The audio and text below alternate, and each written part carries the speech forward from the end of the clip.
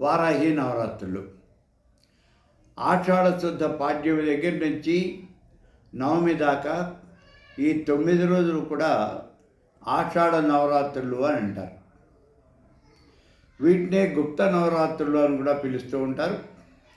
అమ్మవారిని సంవత్సరానికి 4 సార్లు ఆరాధించాలి అని చెప్తున్నాం కదా, విశేషమైన ఆరాధన. అందులో వసంత నవరాత్రులు, ఈ గుప్త నవరాత్రులు, ఆశ్వీజ మాసంలో వచ్చే శరన్నవరాత్రులు, అలాగే మాఘమాసంలో వచ్చే శ్యామలా నవరాత్రులు. ఇప్పుడు మనకి వారాహి నవరాత్రులు అంటే ఆషాఢ శుద్ధ పాడ్యమి నుంచి నవమి దాకా. ఇందులో మీరు ఎవరైనా ఈ నవరాత్రులు చేయాలి, శ్రీ విద్యాపరులంతా కూడా తప్పనిసరిగా చేయాలి. ఉపదేశం తీసుకున్న వాళ్ళందరూ కూడా తప్పనిసరిగా చేయటమే ఉత్తమం. ఇప్పుడు మీరు చేయాలి అంటే మీకు ఆ మంత్రం ఉండే ఉంటుంది, వారాహి మంత్రం మీకు చెప్పే ఉంటారు. కాబట్టి మీరు ఆ మంత్రాన్ని మీరు చేయవచ్చు. ఒకవేళ మీకు చెప్పకపోతే రేపు వెళ్ళి మీ గురువుగారి దగ్గర ఆ మంత్రం తీసుకోండి, వారిని చెప్పమని అడగండి. ఈ మంత్రాల్లో బృహద్వారాహి అయితే చాలా పెద్ద మంత్రం. అది 108 సార్లు మనం మంత్ర జపం చేయడానికి సుమారు గంట పట్టేస్తుంది. మరి అంత సమయం మనం కేటాయించగలమా? అది మీరు చూసుకోండి, మీ సమయం చూసుకోండి. లేదు లఘువారాహి విడిగా ఉంటుంది, అది చేయండి. చిన్న మంత్రం ఉంటుంది, లూం వారాహి లూం హుం పటు స్వాహ, చిన్న మంత్రం ఉంటుంది. కాబట్టి ఆ మంత్రాన్ని మీరు చేసుకోవచ్చు.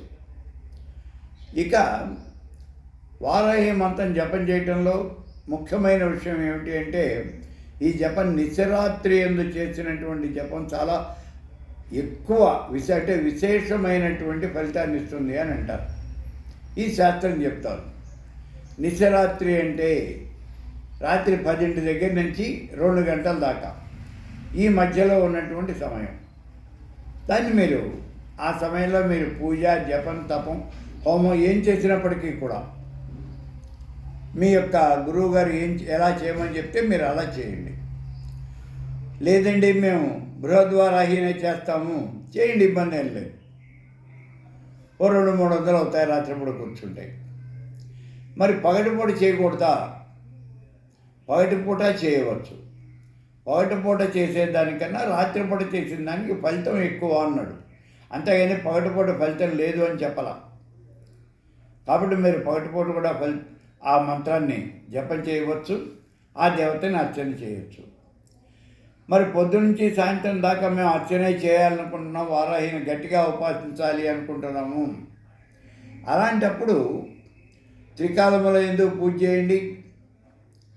తర్వాత అష్టోత్తరం, సహస్రం, అలాగే కవచం, హృదయం, ఇవన్నీ కూడా పారాయణ చేయండి.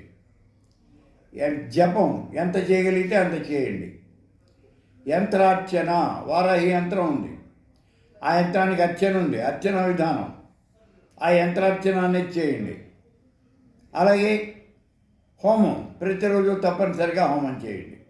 ఇది పూర్తిగా మేము వారాహి ఉపాసన చేయాలి, గట్టిగా చేయాలనుకుంటున్నాము అలా కనుక అనుకునేట్లయితే.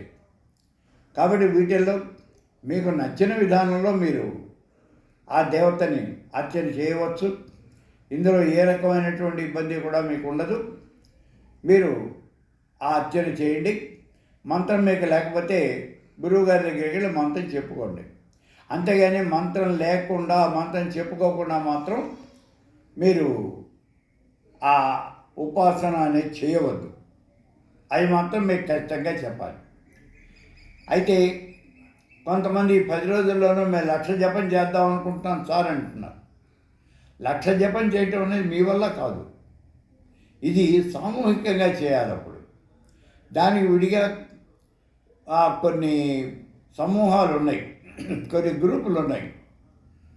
వాళ్ళు వారాహి జపం చేయటానికి అదే పేరు పెట్టుకుని వాళ్ళ గ్రూప్ మెయింటైన్ చేస్తున్నారు. వాళ్ళని అప్రోచ్ కండి. వాళ్ళు 5-6 వచ్చి మీకు ఆ 1,00,000 జపం చేసి దానికి కావాల్సిన కార్యక్రమాలని చేసి పెడతారు. ఆ డబ్బులు కూడా తీసుకుంటారు. 4-5 లక్షలు కనీసం తీసుకుంటారు.